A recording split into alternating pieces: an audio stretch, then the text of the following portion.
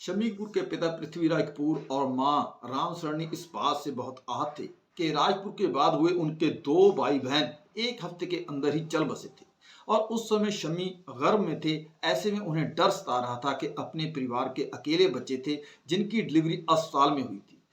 उनके पैदा होने के बाद उन्हें राजकुमार की तरह पाला गया। हिंदी फिल्म इंडस्ट्री में शम्मी कपूर को हीरो की एक नई छवि गढ़ने का श्रेय दिया जाता है।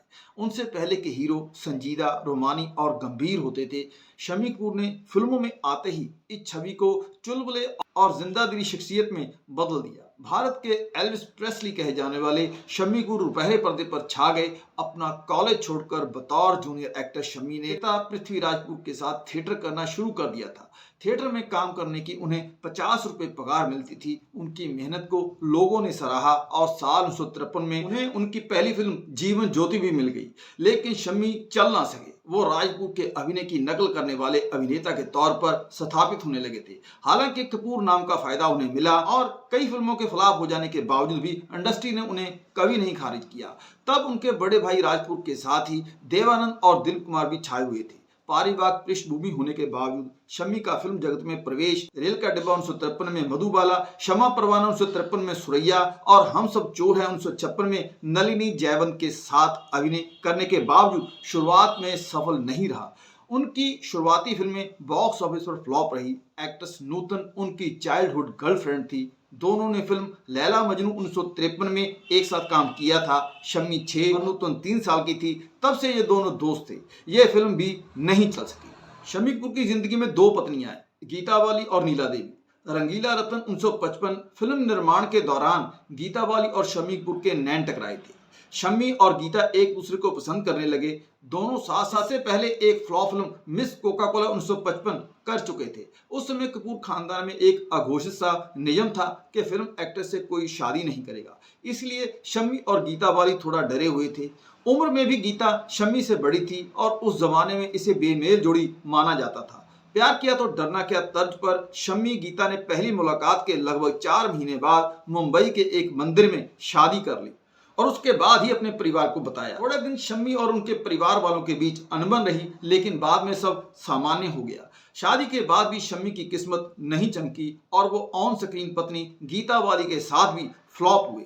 शम्मी की फिल्में जब एक के बाद एक फ्लॉप होने लगी तो वो निराश हो गए। शम्मी को लगने लगा था कि शायद अभिनय उनके लिए नहीं है। अभिनय की शुरुआत में ही वो एक ऐसा वक्त था जब शम्मी कपूर ने बॉलीवुड को अलविदा कहने का फैसला कर लिया था। इसी निराशा में उन्होंने एक दिन गीता से कहा कि अगर उनकी अगली फिल्म फ्लॉप हुई तो वो फिल्मों से संन्यास लेकर असम के चाय बागान में मैनेजर की नौकरी संभाल लेंगे। हालांकि तब गीता वाली ने उन्हें हौसला दिलाया और कहा कि वो इस फिल्म में अपना सब कुछ झोंक दें। गीता वाली लगातार कहती रही कि शम्मी में स्टार बनने के सारे गुण हैं और इस फिल्म में उनकी किस्मत पक्का बदल जाएगी। उन्होंने 50 के दशक में डॉक्टर शैली में अपने बाल कटवाकर तुम सा नहीं देखा 1956 के साथ खुद को नए लुक में पेश किया। उसके बाद उन्हें सफलता मिलती गई। देवानंद के लिए पेइंग गेस्ट और मुनीम जी जैसी हिट फिल्में लिख चुके नासिर हुसैन के लिए बतौर निर्देशक ये पहली फिल्म थी और ये बड़ा दाव था जो चल गया। शम्मी ने तब एक इंटरव्यू में कहा था, यंग ऑडियंस को मेरा काम पसंद आ रहा था और उनको मैं हीरो दिखने लगा था। यह फिल्म बहुत जरूरी थी मेरे लिए और शायद हम सभी के लिए। मुझे पता था कि अब यहाँ से मुझे पीछे नहीं देखना है। इस फिल्म के बाद शम्मी कपूर की फिल्मों ने कमाल का बिजनेस करना शुरू कर दिया और उनका एक ऑडियंस बेस बन गया। फिल्म राजकुमार 1964 की शूटिंग के दौरान हाथी ने उनका पैर तोड़ दिया था। दरअसल वो हाथी के ऊपर बैठकर शूट कर रहे थे। ऐसे में अचानक ऐसा हादसा हुआ कि उनको चोट पहुंची। उन्होंने लंगड़ा कर चलने का भी अपना एक वरिष्ठ स्टाइल बना लिया जो पॉपुलर भी हुआ। उजाला 1959, जंगली 1960, प्रोफेसर 1962, दिल तेरा दीवाना 1961, ब्लफ मास्टर 1962, कश्मीर की कली 1964, जानवर, तीसरी मंजिल 1965, बदतमीज 1966, अंदाज 1970 and evening in Paris, Lord साहब 1967, तुमसे अच्छा कौन है 1969, पगला कहीं का 1970, जवान मोहब्बत 1971। शम्मी कपूर की वो फिल्में थी जिनमें अच्छी कहानी के साथ साथ सुरीला संगीत भी था। इसमें से ज्यादातर फिल्मों की शूटिंग कश्मीर की खूबसूरत वादियों में हुई थी। लिहाजा बर्फीली वादियों में रफी की आवाज में गाता और नायिका को अपनी झपकती आंखों से लुभाता शम्मी दर्शकों के दिलों में बस गया।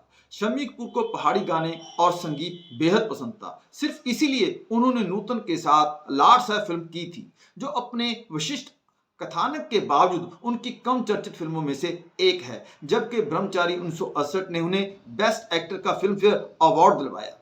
शम्मी अपनी पत्नी गीता बाली को बेहद चाहते थे। शादी के बाद बेटा आदित्य राज कपूर और बेटी कंचन का जन्म हुआ। 1965 में चेचक की वजह से गीता बाली की मृत्यु हो गई, जिसका शम्मी को गहरा झटका लगा। उन्होंने अपने आप पर ध्यान देना छोड़ दिया, वजन बहुत बढ़ गया और इससे बतौर हीरो उनका करियर भी प्रभावित हुआ। शम्मी के बच्चे छोटे थे, इसीलिए घर वालों ने दूसरी शादी का दबाव बनाया। शम्मी व मुशक्कल राजी हुए।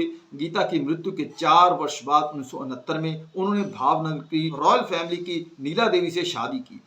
शम्मी ने गीता के सामने शर्त रखी कि वे मां नहीं बनेगी, उन्हें गीता के बच्चों को ही पालना होगा। नीला देवी मान गई। वो ताउम्र अपने बच्चों की मां नहीं बनी और गीता के बच्चों को ही अपना माना।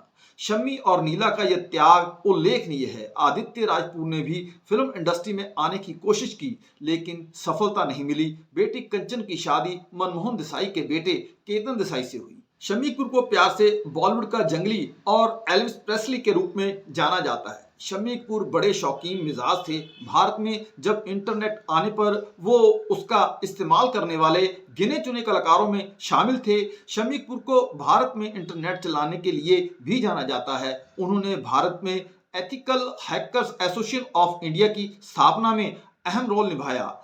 शम्मी कपूर की लोकप्रियता का आलम यह है कि अभी कुछ साल पहले ही बॉलीवुड अभिनेता आमिर खान और उनकी पत्नी किरण राव ने ओशियन सिनेफैन नीलामी में फिल्मों से जुड़ी यादगार वस्तुओं के लिए 2,38,000 रुपए की बोली लगाई, जिसमें शम्मी कपूर की 88,000 रुपए की जैकेट भी शामिल है। गुड़गांव के किंगडम ऑफ ड्रीम्स ने किशोर कुमार की आवाज में रिकॉर्ड किए गए उनके आखिरी गीत के लिए 15.6 लाख रुपए की बोली लगाई। इस दौरान दर्शकों का शम्मी कपूर को लेकर क्रेज देखने वाला था। इस बोली में शामिल लोग शम्मी कपूर जैसे बाल रखकर और कपड़े पहनकर पहुंचे थे। शम्मी कपूर ने अपनी फिल्मों में बगावती तेवर और रॉकस्टार वाली छवि से उस दौर के नायकों को कई बंधनों से आजाद कर दिया था। हिंदी सिनेमा को ये उनकी बड़ी देन थी। उनके जैसे किरदार दूसरा कोई नहीं निभा पाया। शम्मी कपूर ने अपने ही खानदान के बेटे रणबीर कपूर के साथ उन्होंने आखिरी बार फिल्म रॉकस्टार 2011 में स्क्रीन शेयर की थी।